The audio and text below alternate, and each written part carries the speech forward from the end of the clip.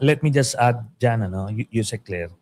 Makita nyo yung isabong na ito ang daming nalulong sa sugal nung mga panahon na yon, pandemic, gano'n. Bilyon ang hinahakot nila Atong ang grupo niya nung time na yon per day. Bakit hinayaan ni Digong yon? Kasi may entrego sa kanya.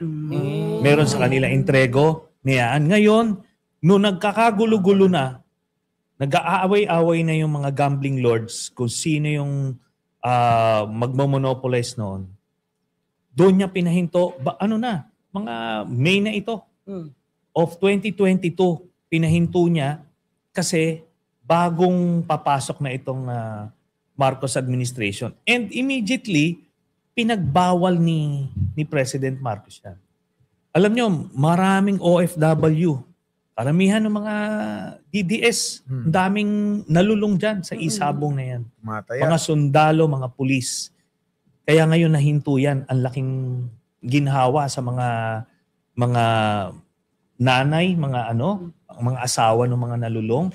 Kasi kahit paano na dahan-dahan nakaka-recover sila. So si Duterte, yung kumikita sila nung panahon na yan. Saka inamin po ito, Sentry, inamin mismo ni dating Pangulong Duterte na kinausap niya si Atong Ang. Pinatawag niya. Pinatawag niya, sabi niya, ikaw yung marami kang illegal na activities. Ikaw yung number 1 na gambler sa Davao. Davao, sir. Ibig sabihin, di ba, akala ko ba ayaw ng illegal sa Davao, but number 1 niya sa Davao. Tapos, magpalisensya ka. So, instead na, i-condemn.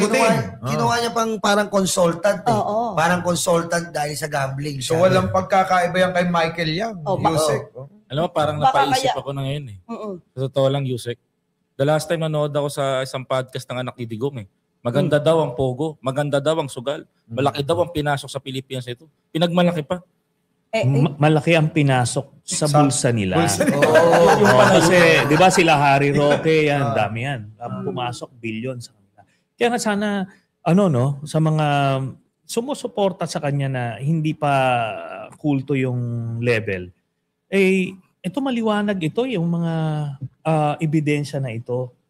Lahat yung mga illegal, mga drug lord, gambling lord, ando doon sa hanay nila Protektado nung panahon ni Duterte. Correct. Yun. So Sen, parang tama yung lagi kong sinasabi na lahat ng mga illegal nung panahon ni Digong pinagkakitaan nila. Oo. No? Lahat ng illegal pinagkakitaan ni Digong Yeah. Na hindi alam na maraming mga tao, lalong-lalo na yung mga triple B. Alam niyo ba yung triple B? Ano yun? Wag na ba kasi magkaroon ng issue. Pero usong-uso yun, triple B. Search nyo na lang sa mga nanonood. Pero kasi, Sen, kung ganun na lahat na lang ng mga may illegal, si Atong Ang, si Michael Yang, at yung iba pa na mga... Sami Uy. Sami Uy. Diba? Kenneth Dong. Si Tebes. Tebes. So, parang lahat ng may mga illegal, kailangan share ako dyan. Parang ganun no? Parang sanay na sanay ang mga Duterte sa illegal. Parang mafia nga, parang sindikato. At ito, sila kumita. Ito ngayon, marami kaming kinakalap na impormasyon. Saka na lang natin ilabas sa next year na siguro. Pasko muna tayo. Pero ang punto is, itong mga supporters ni Duterte, anong inili sa sarili nila? Umasenso ba yung buhay nila nung panahon na yon? Nasaan sila nakatira noon? Nasaan sila nakatira nung natapos yung termino? Di ba? Kasi, pero tanongin nyo sila ngayon, yung mga sindikato ni Duterte kung ano na yung itsura ng buhay nila. Sila ang umasenso, pero sila naiwan pa rin. Yun. Sentry, dumako naman po tayo dito sa nagtatagong kalbo. Sino yun? Yung senador na absent. Ano pong masasabi nyo, Sentry, dito sa ginagawa ni Kalbo, ni Bato, na nagtatago po siya? Akala ko ba, sabi sa inyo, Mick Madi. Sabi sa inyo na. Come on, Mr. Trillanes! ICC ka ng ICC! Sige! Mag-nak-nak ka, nak-nak-nak! Sumama ka pa magpusas! Mick Madi! Make my day. Make my day! Ayan. Sen, Ano masasabi nyo ron? Kasi Okay. talagang Kasi nagbabayaran yan. makasagot yan, Sen eh. Ito yung sitwasyon dyan. Nagtataka siya. Meron ba talagang warrant O wala. o wala? Di ba? O kasi, pagtatanungin mo yung mga ahensya ng gobyerno ngayon, walang warrant. Tingin, bakit ka nagtatago? Di ba? Ang problema niya ngayon dito, siguro ngayon isang buwan, bigyan lang natin ng ilang pang panahon, may magpa-file ng ethics case sa kanya. Dahil kung walang warrant na mapuproduce, bakit ka nagtatago? Wala kang rason na nag-a-absent ka. Di ba? So yun ang ano dito. Ngayon, kung dumungaw naman siya, ano ngayon mangyayari? Parang walang pagpipilian. Di ba? Nasa kanya yun. Oo. Pero kasi binoto siya eh.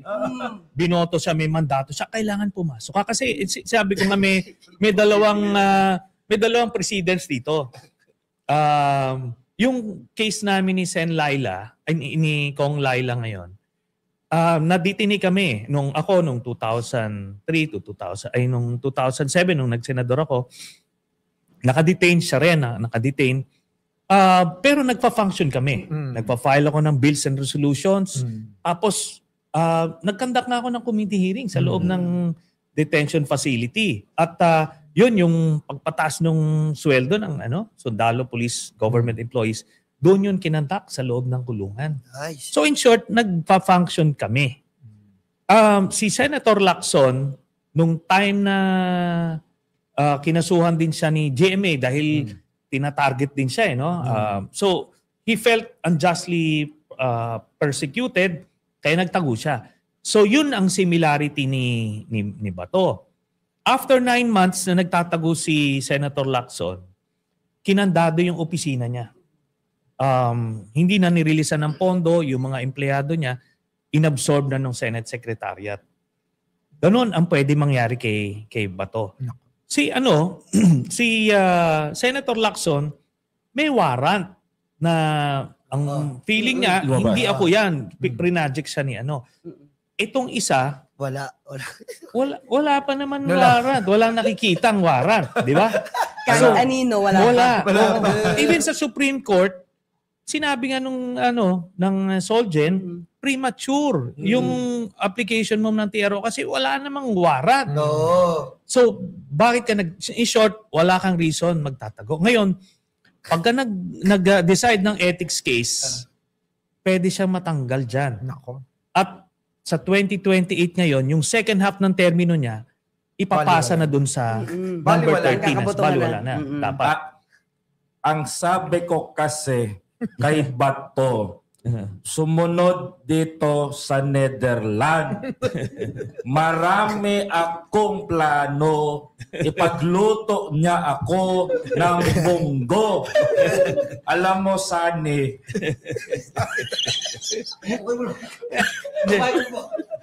Bakit? Sabi mo, ay tuloy ko. Alam mo, Sani, believe talaga ako sa'yo. Kasi kasama mo yung idol ko na Yusek Claire Castro.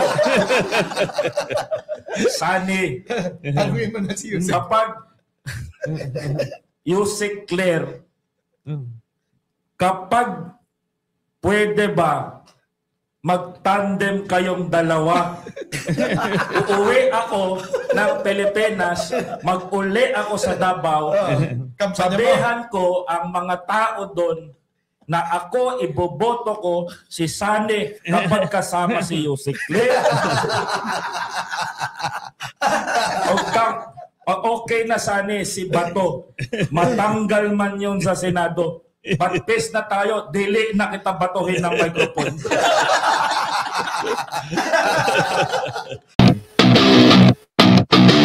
Pegador, wala kang kawala. Pegador, kayo ay maganda. Pegador, galit sa masama. Pegador, ang sa inyo bebenga. Pegador, wala kang kawala.